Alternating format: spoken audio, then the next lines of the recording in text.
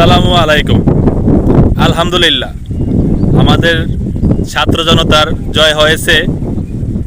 ছাত্র জনতার প্রতি অনেক অনেক অভিনন্দন ও শুভেচ্ছা।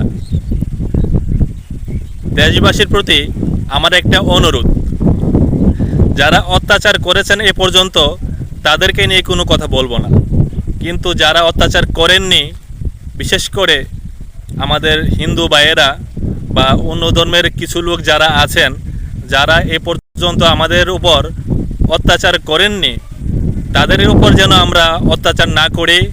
তাদের মন্দির, বিভিন্ন উপাসনালয় যেন আমরা না ভাঙি, সেই দিকে আমরা খেয়াল রাখি। এগুলো করা ঠিক না।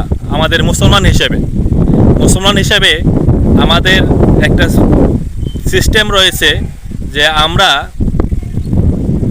কোনো হিন্দু লোককে বা অন্য ধর্মের লোককে সঠিকভাবে আমাদের ধর্মের বিষয়গুলো বুঝিয়ে আমাদের ধর্মে আনতে পারবো, কিন্তু তাদের উপর অত্যাচার করতে পারবো না।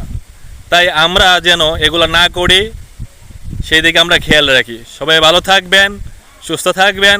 আল্লাহ হাফেজ।